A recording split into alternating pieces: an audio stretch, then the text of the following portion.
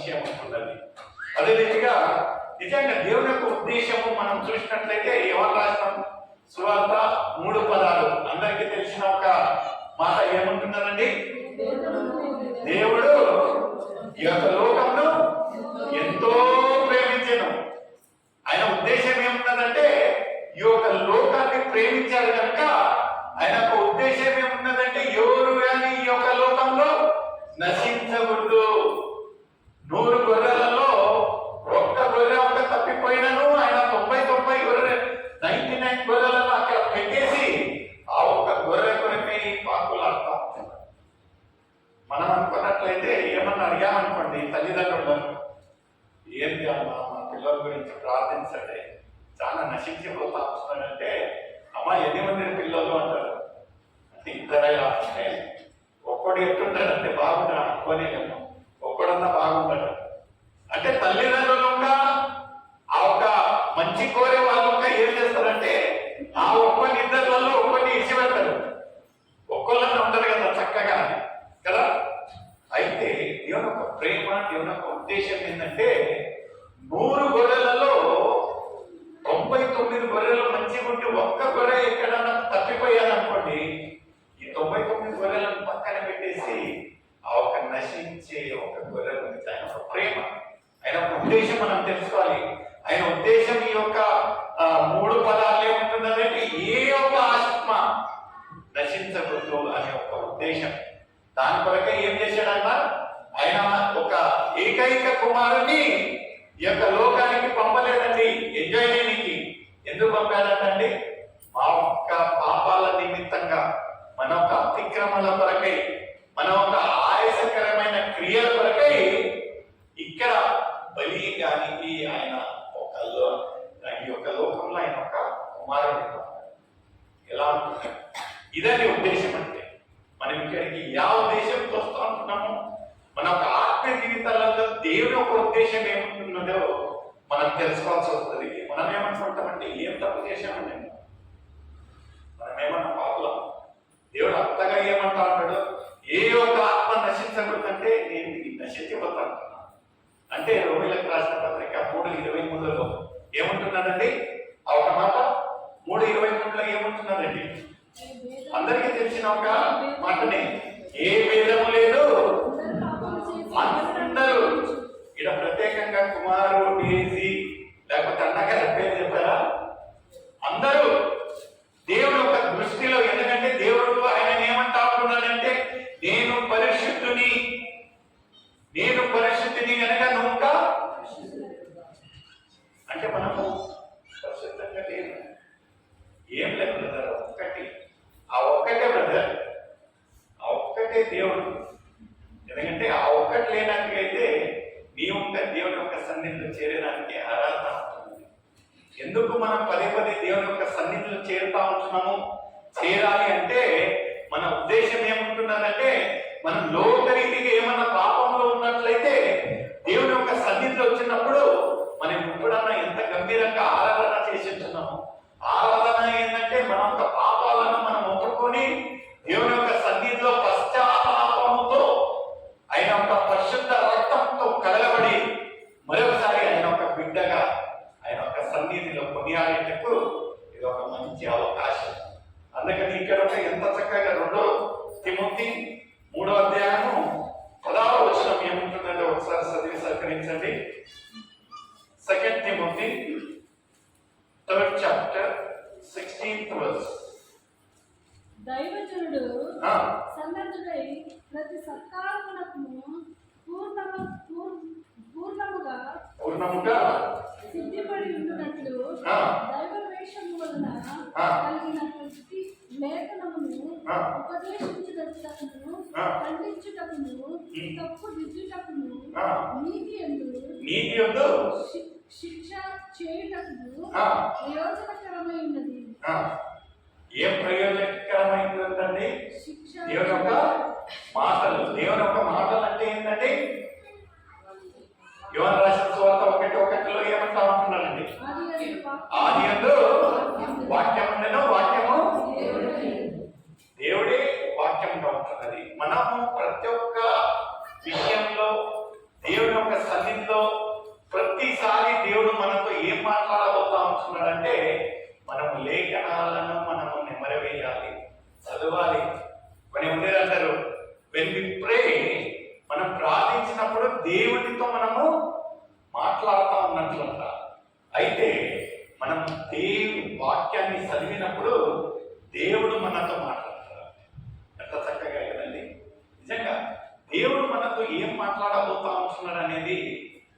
తెచ్చుకోకపోతే చాలా భయంకరమైన ఒక పరిస్థితి. ప్రియమైన సోదరి సోదరుడా, what is God speaking to మీ?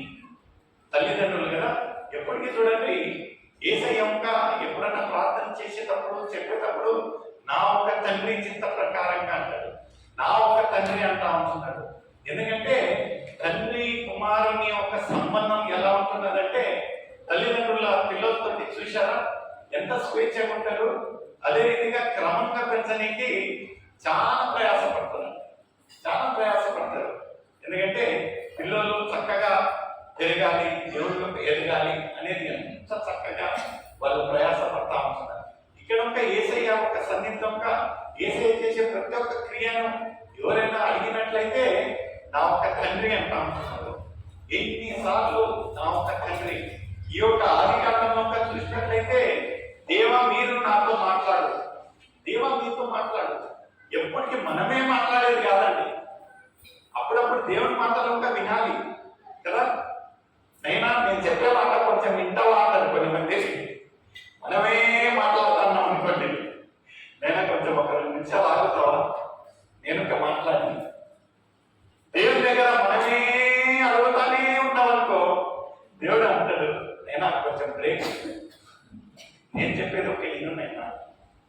దేవుడు ఎప్పుడు ఎలా మాట్లాడతాడంటే, మనం దేవుని మాటలను నెమర వేసినప్పుడు, దేవుని యొక్క మాటలను తిరిగేసినప్పుడు, ఎప్పుడు మనం లేఖనాలు చదివినప్పుడు చూడండి, కొన్ని మందిని ఎలాంటి ఒక సమస్య వస్తే వాళ్ళు ఏం చేయాలండి, మొదటిగా బైబిల్ తీసి చదువుతారు.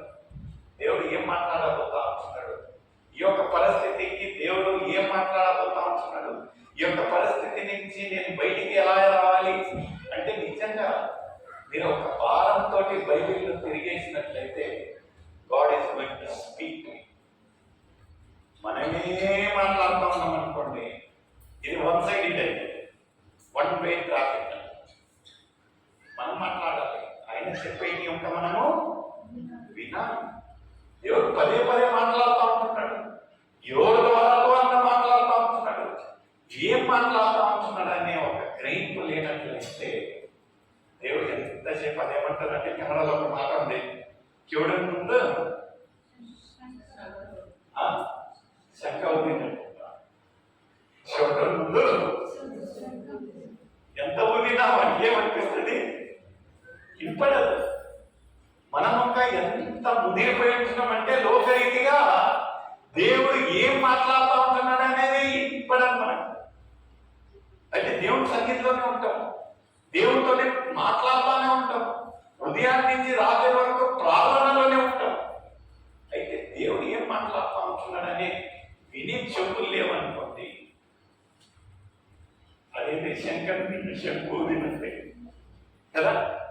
ఈ మనిషి ఏందిలే, ఈయననేదిలే, ఈమె గురించి ఏందిలే అన్నట్లయితే వినే చెవులు లేకపోతే దేవుడు ఒక్క కాపాడాడు. ఇక్కడ మనం యోహాను రాసిన సువార్త 10వ అధ్యాయం 27వ వచనం ఏమంటున్నది ఒకసారి చదివి సహకరించండి. Book of John 10th chapter 27th verse.